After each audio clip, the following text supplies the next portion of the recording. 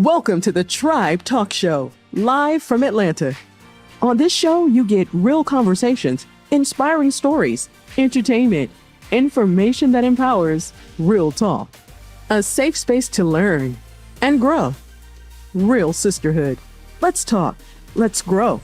Let's thrive together. Join the tribe.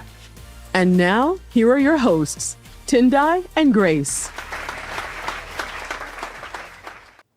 Hi guys, and welcome. We are back with season 2 of the Tribe Talk Show. Hey Grace. Yay! I've missed you. Yeah, I have missed you on set. We have missed our beautiful tribe. Thank you so much for joining us, and I hope you guys haven't missed us too much. Yeah, we're so excited to be here.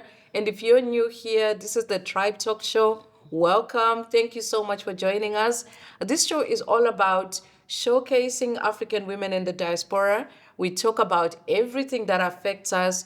We share ideas. We have special guests. So please tell your friends to tell your friends. And if you are a businesswoman or if you're trying to promote anything, we'd love to have you, right? Yes. And we have a special guest today.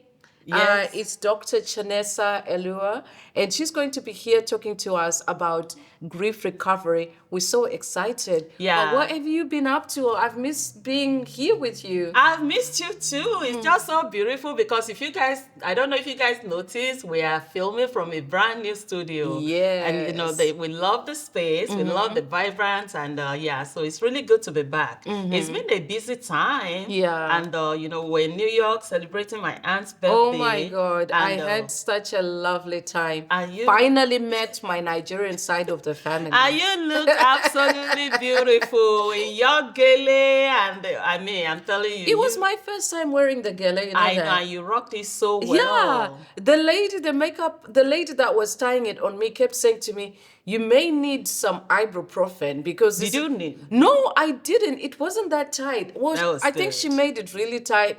But I rocked the gala. Here are the pictures from the. I looked so amazing. We looked Yes, so and good. you know, we got so many compliments, but not only that, like a lot of people were sending me messages that we look so much alike. You know, they say if husband and wife Being together are for so- together for too long, Yeah, they start to looking look at. alike. So I think me and you are spending too much time together. I We're believe starting it, to but look I alike. love it. I love it, absolutely. One of your cousins from London came to me and was like, "Why do you look so much like this? Is there a secret? Are you like a love child in the family?" I said, "You Somebody never else, know." somebody needs to explain something. Do you DNA remember test. the first time my mom met you? Yeah, She said the same thing. Yeah, so- Yeah, but we had such an amazing time celebrating. It was Grace's aunt's 85th birthday. Yeah. And I want to be like your aunt when I grow up. Me too. Because why was she rocking heels and dancing at 85? She was dancing all night long. Her energy, I am telling you, I want to be like her when I grow up. Yeah. You know, it's such a blessing. You know, when I look at 3 of them, my other aunts and my mom, they are all in their 80s.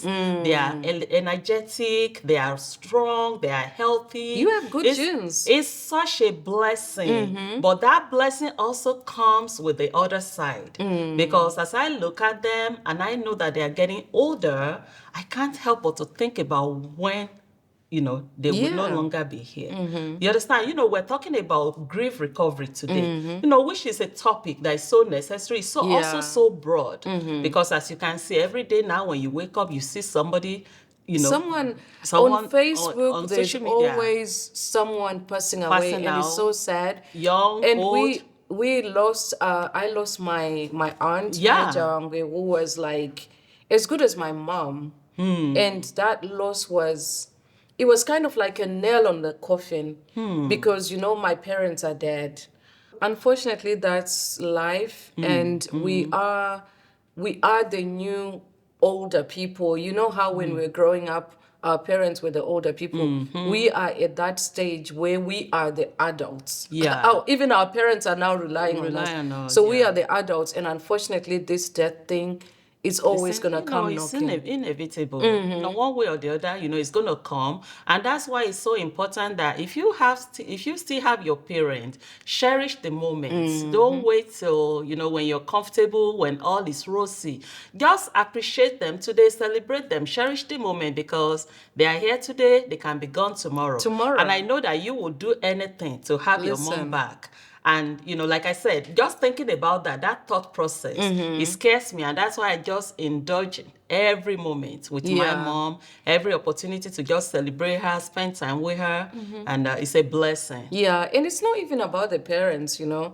People are losing siblings. Yeah. People are losing friends. Yeah. You know, sometimes when now I have a rule that I've put into place that whenever someone comes into my mind, I'll call them. Yes. Because there's been instances where someone comes into my mind, I don't call them. And then maybe a few weeks later, you hear that they pass away. Yep. And you'd be like, I was just thinking about them. You know? So life is lifing. It is. In Shona, we have a saying called Kuraone, which translates to grow up and you will see. Because we are seeing these challenges that we never got prepared for. My parents never spoke to me about death. And it's just hitting everywhere you look. Every other day you're grieving for someone. It's really depressing, but it is. There's so much going on in the world. So let's continue to just love on each other. Let's continue to just appreciate each day. And I'm really excited for our guests, guys. We're going to be bringing Dr. Chinasa to discuss grief and recovery. We'll be right back.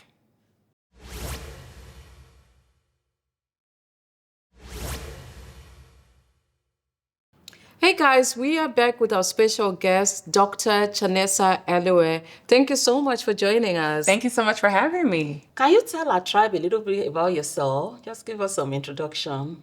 Absolutely. So my name is Dr. Chinasa Elue. I am a professor, speaker, and grief coach, and I support individuals navigating grief of all kinds. And I like that you said you navigate grief of all kinds. Can you describe the types of grief? Because when you think about grief, we usually just think death. Yes. And I think that's the biggest misconception is that we think grief is just the loss of a loved one, but the reality is we grieve a lot of different things. You could grieve an opportunity. If you've been involuntarily let go from your job, you could be grieving job loss. You could be grieving friendships that have ended, sibling dynamics that you're grieving because maybe perhaps the relationship is not what you expected it to be as you grew up.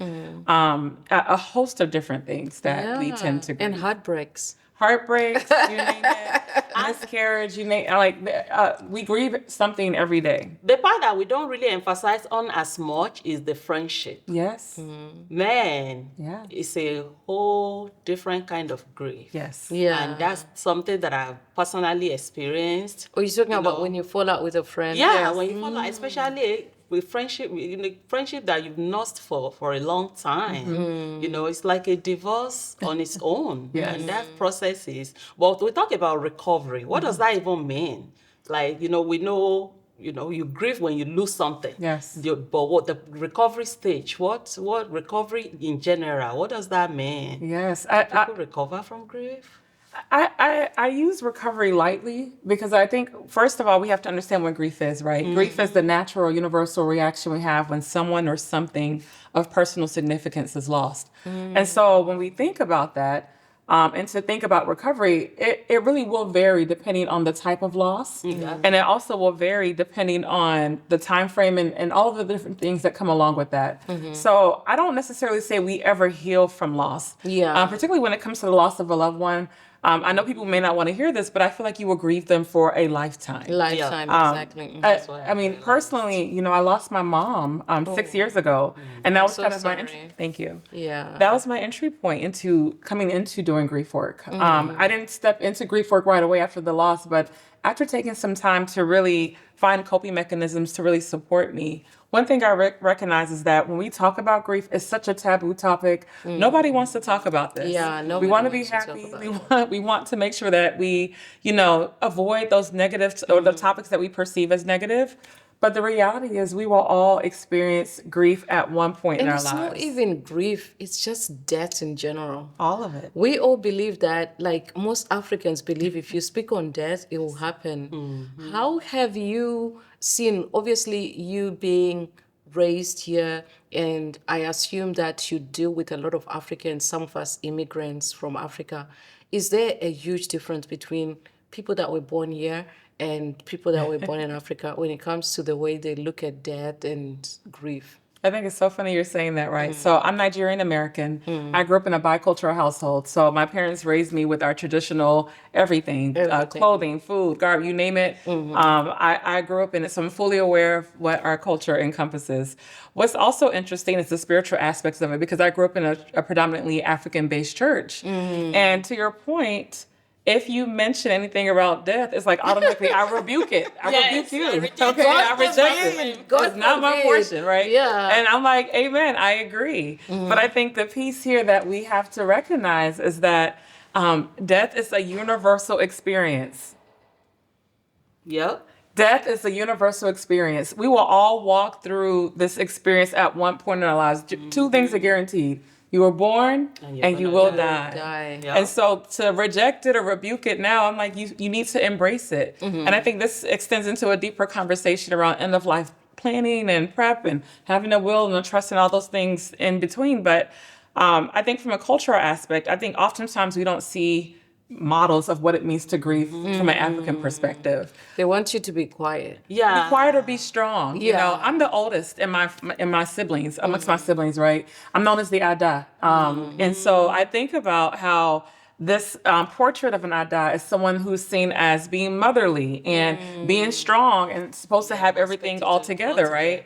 And so when my mother passed away, one of the biggest comments I kept getting was, you know, you're the mother now. Yep. And I actively reject that. And the rejection for me is that I had a very active and beautiful and present mother. And I feel like I do a disservice to say I now assume her role. Yeah. No, just say be a great big sister. Yeah. Just say continue to support your siblings. support And your what do you siblings. need as well, since I know you're grieving? Yeah. Because you get left out of the equation. Of course. And I think at my father's funeral, one of the things I have like a crazy older sister, she kept shouting at people that were telling us to be quiet. She was like, don't tell us to be quiet.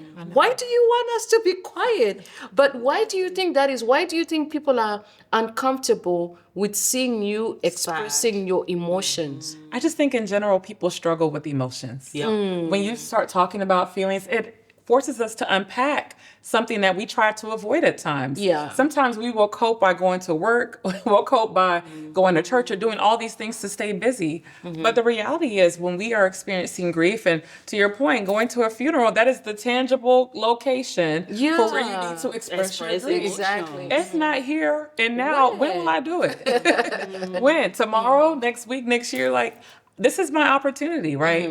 And I think people forget that these are people that we love. So just as much as you love them deeply, you deserve the right to grieve them just as deeply as well. And that's the problem. Go stick on the cultural aspect. Like we are always encouraged to be strong, to suppress these emotions. Yeah. And this eventually will affect you Yes. along the line. Because like, oh, don't cry too much because crying is not good. It's not good for your health. Bottle it in. Like they just, every aspect want you to suppress this grief. As some, what encouragement do you have for people? What are the normal ways to express this emotion? Forget about what other people think or say. You know, like professionally, what will you advise when people are going through grief for the process, the healthy process? Now, I will say that everyone grieves differently. So I would be remiss to not mention that, because the way I grieved will be different from how each and every one of us will grieve in this context. One thing I will always say, though, is this. I think grief can be such an isolating experience if we allow it to be. I think sometimes we can really get in our head and really just, you know, self-isolate out of just the sheer pain of walking through that experience. And so I always say, one, grieve in community. There has to be a couple of trusted people that you can at least allow in. It's not everyone that you want to be around you when you're experiencing those emotions, right? Yeah. But hopefully you have one or two. Yeah. And if you can allow them in, be honest with them and let them know what you need support in, right? Allow people to show up for you. I feel like sometimes a lot, especially in our culture, we're so used to serving each other, right? Yeah. If someone lost someone or someone had a baby, we're bringing food, we're carrying diaper, we're doing all these things, right? I think even in seasons of grief, we need that support, right? So you may not necessarily, you may know I lost someone, but simply showing up with some jollof rice and some chicken because I'm unable to cook, that's love. So I think we can think about ways to show love to others when we know they're walking through a difficult time. And I'll say this lastly, because I think when someone passes away, we get nervous about mentioning the bereaved person's name. It's almost like it's the boogeyman. I'm like, say their name. And that's the part. Those are the aspects that people don't get. Yes. Like I lost my brother 3 years ago. So suddenly Condolences, yes. at 36. Was never sick. Just got in his car and died. So this was it's a shocking moment. And also the fact that up until that time, even though I had lost my dad, but he was old, so it wasn't really, you don't go through the same process, losing your old dad and your younger brother. And I remember that everybody's like, oh, remove his pictures. Oh, don't use his picture as your DP. And don't post it, because the more you see him, the sadder it's going to make you. And it was total opposite for me, because just having those pictures around, sharing his memories on social media, talking about him, brought me so much comfort. And this is the part that people don't understand. The more I talk about him, the better I feel, because I feel like the whole world didn't get a chance to experience him. They don't get a chance to know him. This is now my opportunity to tell them how awesome it was. So those expressions really helped me a lot. So I had to kind of block people out of my ears.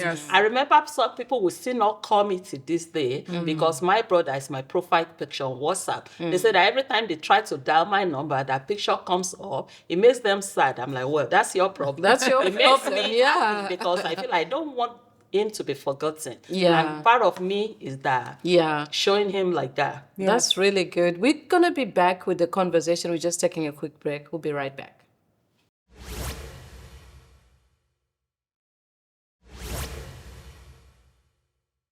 And we are back with Dr. Chinasa. Thank you so much for this important conversation. One question I wanted to ask is there a healthy way of grieving? Because when do you think sometimes it's too much? Because I know that some people will stay in grief for the rest of their lives. What suggestions do you have for people that are struggling with not really coming out of grief? I don't know, like the recovery of it. I think one of the biggest issues or challenges with navigating grief is that we don't make time to grieve. We are so busy all the time, and I think we do it to protect ourselves, because we know that if we pause and really sit down with our emotions, that we might not get back up for some time. And so to this point around how do we make sure that we are able to navigate grief when it shows up? How do we get unstuck in a way from grief? I think it depends on how you cope. So I think depending on what you're grieving, particularly if it's the loss of a loved one, I think you have to really think about your systems of support. And that could look different for everyone, right? I always say you need a therapist up front, because sometimes we need to figure out how are we going to cope with the emotional aspects of navigating that loss. When you get to a position or a place where you have some strategies, you might end up working out, because I think we negate the fact that we need to move our bodies. The grief needs to move in some form or fashion. I recall early on when I lost my mom, one of the bravest things I did was to join a gym and find a community that I could get plugged into, because it helped a lot doing that physical exercise. So I think finding some form of physical activity. I think thinking about what you may want to do to support you as you move forward in the future. You may hire a grief coach for that, right? Which is my specialty in this context.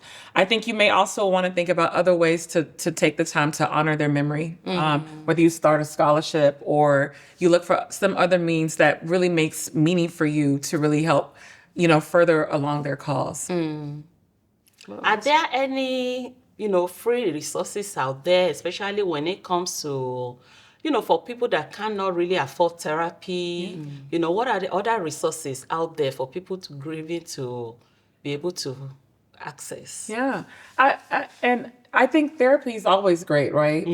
And there's some platforms that perhaps may be helpful for offering resources. I know the Doogie Center is really helpful with providing resources for families. So if your children lost a parent and they need resources, or if you're navigating the loss of siblings, all types of loss. That website in particular is really, really great to provide some additional resources. I think there are lots of great books that you can really leverage to help support you. I mean, I have a list in my head. I can send some resources over that you can share with your audience. good, But I think, if you're willing to read, that would be helpful.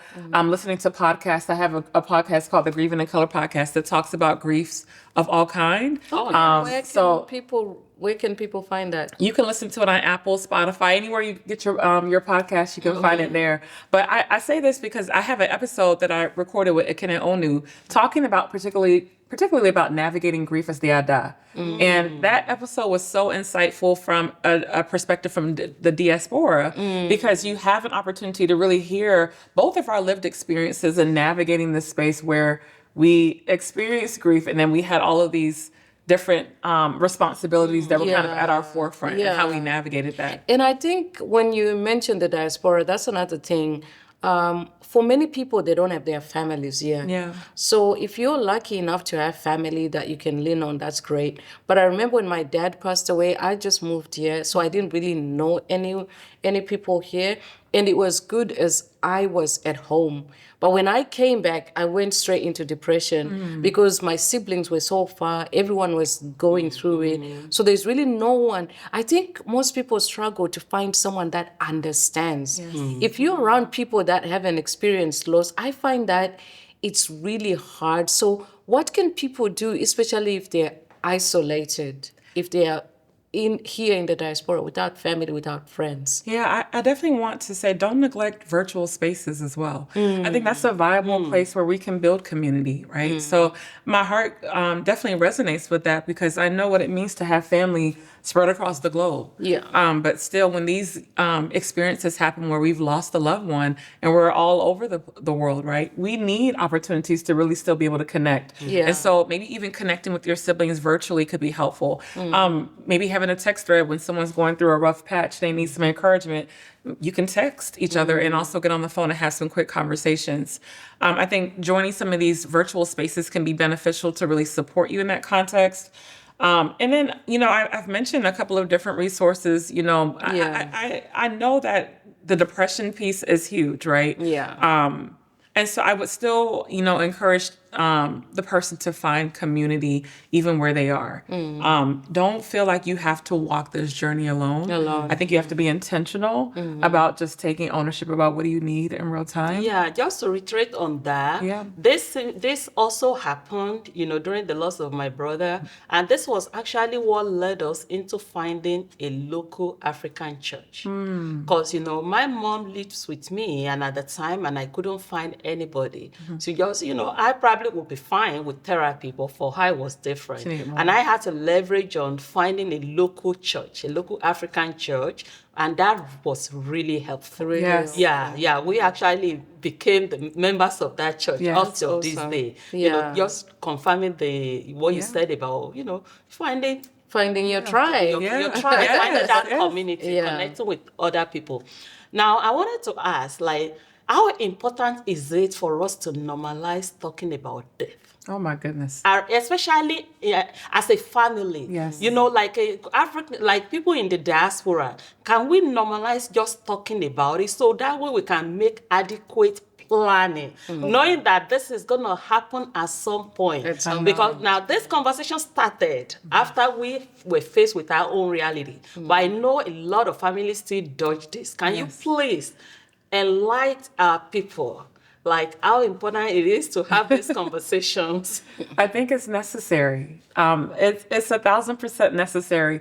You don't want to leave anything up for chance. I think one of the things is that, again, because death is seen as such a taboo topic, we don't want to talk about it. We try to avoid it at all costs. But the reality is, again, everyone will pass away. So I think as if you have an elderly loved one, taking the time to have these conversations, asking them where the key documents are critical. We can't avoid it. Yeah. And if your Maybe, do you have a will? do you have a will? Where is Very the will? high.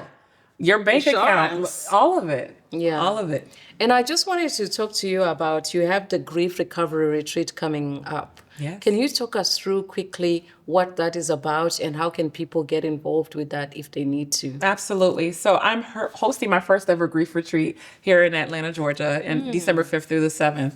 The retreat is intended to be a small, intimate space to give people an opportunity to come and sit down at rest and release the different types of grief they've been navigating. So some folks are coming with the loss of a loved one. Some are coming with navigating job loss, things of that capacity. And so we have experts that are coming in. We have a beautiful facility that we are renting for the weekend where people will have their own individual rooms to stay in, chef curated meals, and then a vast amount of activities and resources being offered to really provide a safe space to process grief. That is so good. That is so good. And you offer a lot of services. Do you mind just telling people what services they can come to you for and how you can be reached if they want to utilize your services? Absolutely. I am a certified grief coach and a certified death doula.